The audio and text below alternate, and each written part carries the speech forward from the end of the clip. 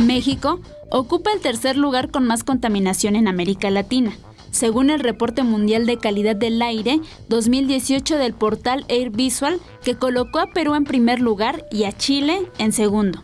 Otro dato respecto a temas de contaminación es que la Unión Europea señaló que la Ciudad de México es la urbe que produce más basura en el mundo después de Nueva York. Ante este panorama, las iniciativas ambientalistas apenas suman esfuerzos entre todos los sectores que pretenden hacer que esto cambie, por lo que Capital 21 consultó a los ciudadanos sobre cuál es la manera en la que contribuyen para mejorar el medio ambiente. Hoy fui al centro comercial y pedí que no me dieran bolsas de plástico.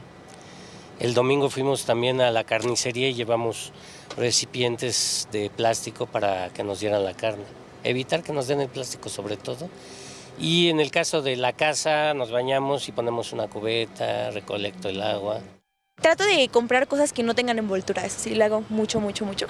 Que somos demasiadas personas en el mundo y si cada persona sigue tirando un papelito, sigue consumiendo basura, pues se genera muchísimo más y pues en algún momento la contaminación va a ser tan grande que ya cuando la gente quiera tomar conciencia ya no va a ser posible. Utilizar otros medios de transporte como el uso de la bicicleta, la moto y caminar son otras opciones que los capitalinos emplean para evitar la contaminación ambiental en la Ciudad de México. Pues como motociclista obviamente saca menos gases, ahorras más tiempo, ahorras dinero, no haces contaminación auditiva.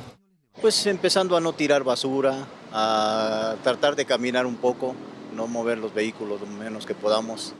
De acuerdo con la Red por los Derechos de la Infancia y Greenpeace, mueren 1,680 niñas y niños en México por enfermedades relacionadas a la contaminación ambiental. Con imágenes de Andrés Brito, Gloria López, 21 Noticias.